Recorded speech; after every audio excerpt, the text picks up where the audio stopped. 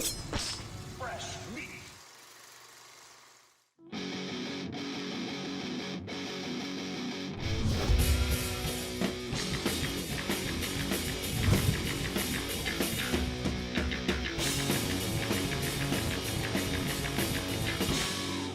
Following in the footsteps of the low-budget master Roger Corman, Charles Band was able to create an empire. First he had to fail, though, with, well, Empire Pictures, lasting about 7 years from 1983 to 1989. And we're going to use the word failure loosely here, as Empire gave us some notable films and starts for some notable filmmakers. We get the beginning of the Trancers and Ghoulies franchises, the first few Clive Barker adaptations with Transmutations, yep, that's a Clive Barker one, and Rawhead Rex, and of course the beginning of the fruitful relationship with genre favorite director Stuart Gordon.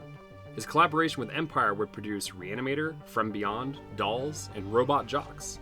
The collection of talent and movies that would go on to cult status would lead to another venture into having a label for Band with Full Moon features, a label that's still going strong 34 years after its first inception. You can watch Lance explain why it's so good elsewhere on the channel.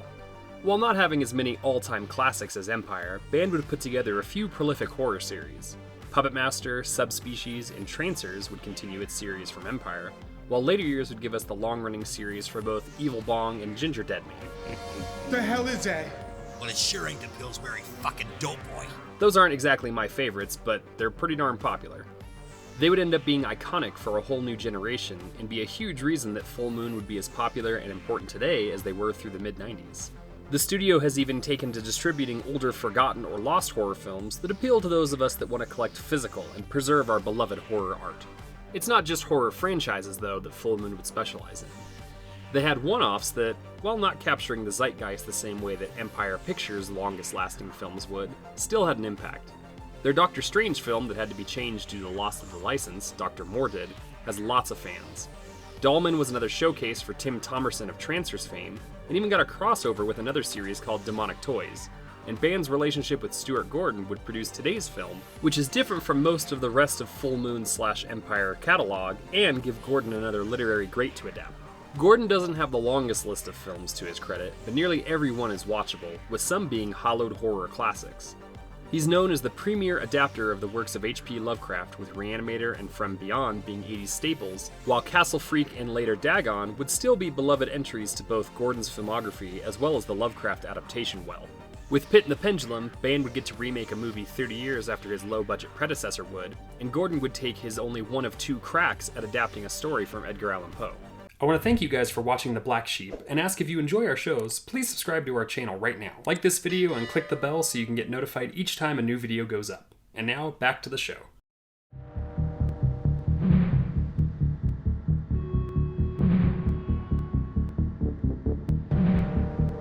Pit and the Pendulum starts with a nice pre-credit sequence letting us know that it's Spain in 1492. A group from the Inquisition are exhuming a body and punishing the dead body for heresy. Right off the bat, we get to see our star. Lance Henriksen is without a doubt the villain, but he's also the star of this show. Every scene, he chews scenery like a pro and leans into the evil character while speaking with a cadence that is a mix of Old English and pure ham. No! No one escaped! No one! We see a few of the other characters here too. Character acting greats Mark Margolis, Tom Towles, and of course Jeffrey Combs round out the Inquisition, and they all try to keep up with Lance.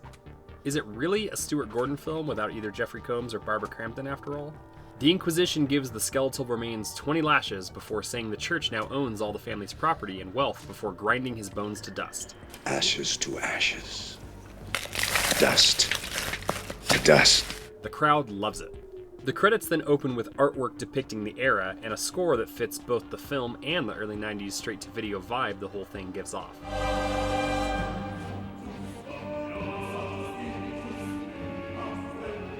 To be fair, you know it's straight to video, but not by production value or effects. It does a lot with a little, as most of the Full Moon fare did in that era. We then get introduced to our heroes, Maria and Antonio, who live a simple life as bread makers.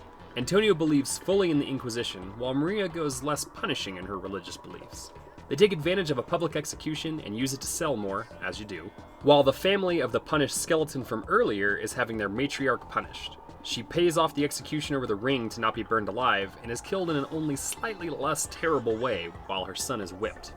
Maria lets her conscience get in the way and tries to stop the boy from getting punished, and the Grand Inquisitor Lance sees her as evil, and she's taken away while Antonio is knocked unconscious. He wakes up and attempts to get Maria back, while our guy Lance shuts him down real quick.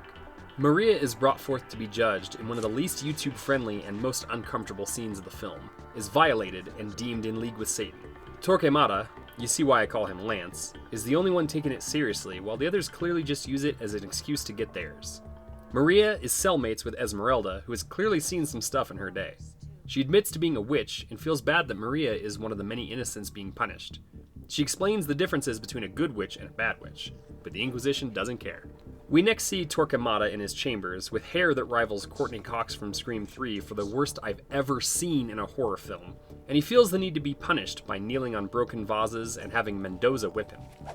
The rest of the crew gamble and play cards, again showing they really don't care about the Inquisition, while Antonio sneaks in to free Maria. Not even he can save this hand. Maria. He finds her, but they're both captured again quickly, with Maria being sent back to her cell and Antonio taken elsewhere. The Inquisition crew attempt to get confessions out of Esmeralda and Maria through torture, but even when Esmeralda admits it, they won't let it stick. They just like to torture. Moving to Maria, they place her on a not-so-fun-looking device, and Esmeralda takes her to a place where she can escape from pain and practice witchcraft.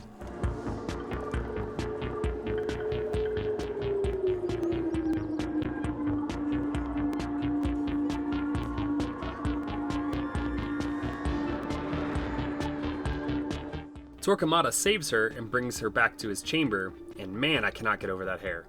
He attempts to make a deal with Maria to save Antonio, but he breaks free from his captors in what feels like the most Stuart Gordon film scene out of the entire movie.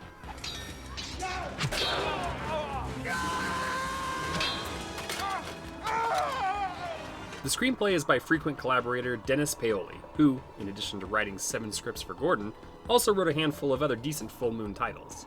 Antonio almost escapes with Maria before Torquemada goes back on his deal and has them both thrown back in prison.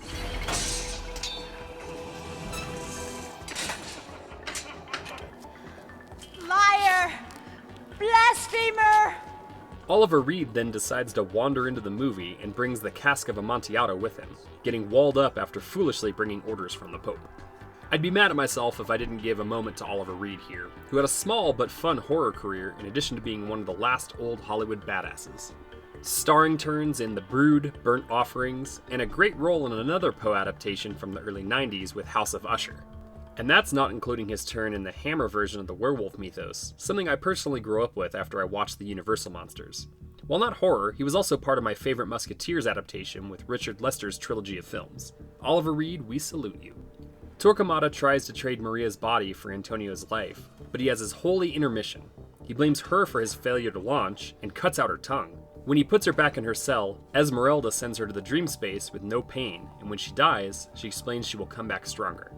The Inquisition take her body from the cell, and Torquemada blames Esmeralda for her death and their being misled, and proclaims that she will burn tonight. When they burn her, Esmeralda sneaks fistfuls of gunpowder into her mouth so that when she goes, it will be with a bang. She explodes, and Torquemada tries to blame Satan, but his own mouth fills with blood after tempting fate by saying if he is lying, God will take his own tongue.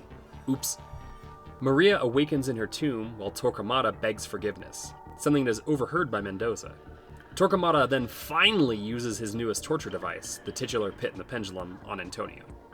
As the deadly pendulum falls, Torquemada tells Antonio that he will soon join Maria. This motivates Antonio to get out using the rats to bite the ropes, with the help from his own blood and a squished rat. Mendoza confronts Torquemada and is killed for his efforts, while Antonio escapes during the confusion. Lance Henriksen goes full crazy here, and when the guards come in, Antonio is able to defeat them with a sword and the various traps, including Tom Towles getting bisected by the pendulum. The film does a good job on showing just the hat and the blood, but later showing the 2 pieces on the floor. Great way to get the best use out of your budget.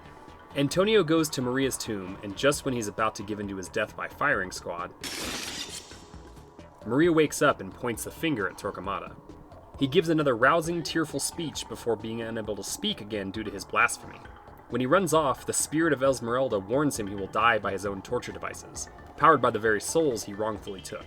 One final room brings him the Molina family, the ones he killed in the beginning of the film, even having the dust return to the skeleton form he was, and Torquemada flees, ending up in his own trap as foretold by Esmeralda.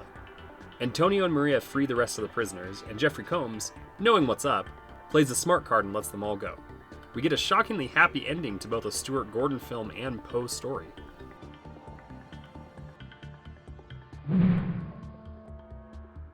The Pit and the Pendulum will never be confused as a top-tier Gordon, Poe, or Full Moon feature. No chance. It is, however, a good mix of a lot of talented folks in front of and behind the camera. If you love a good 90s horror, and come on, who doesn't, then this is one to pull up when you need a good mix of classical gothic horror and contemporary effects and delights. It's better than its forgotten reputation suggests and does Roger Corman proud.